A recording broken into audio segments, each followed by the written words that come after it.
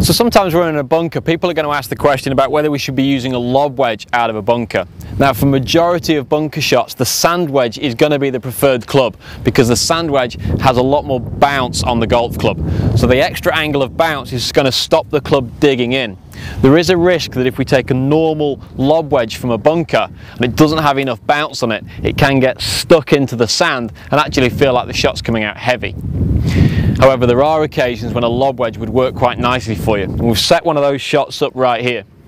This is a situation where we've raked all of the sand off to the sides. We're actually down to pretty much the bare, wet sand at the bottom of a bunker. Now, you'll play on some golf courses, particularly when it's been raining a lot, where all of the sand in the bunkers is like this. And it does involve a slightly different technique to the shots that we would hit off the normal kind of soft, fluffy sand.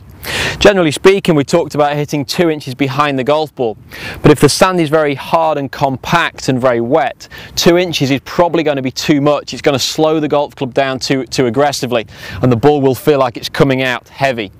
So we're now going to look at a technique where we can hit slightly less sand to splash the golf ball out using a lob wedge from this bare line. So I've drawn 2 lines in here. One is 2 inches behind the golf ball and one is just an inch behind the golf ball. So whenever you get yourself in a bare lie situation, I'd be aiming for the 1 inch line. A little bit less sand, but if possible, a little bit more loft. So if you have it in your bag, go ahead and take the lob wedge to play this shot. So we take the lob wedge, really crank that club face wide open as well to add a little bit more loft to it. Open the feet.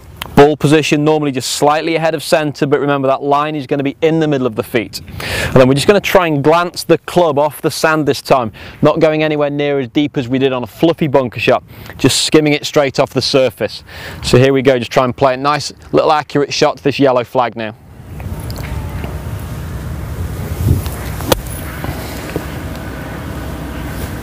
So you can see when we look down at the divot here, the divot's gone in just at the back of the 1 inch line, splashed out quite nicely, and the golf ball's gone very accurately towards the yellow flag. Now if I take the lob wedge and play the same shot again, but this time aiming at the 2 inch line, we might see a slightly different result. So we can see that time the club's gone in a little bit deeper, a little bit heavier, and it doesn't give the power to get the golf ball out.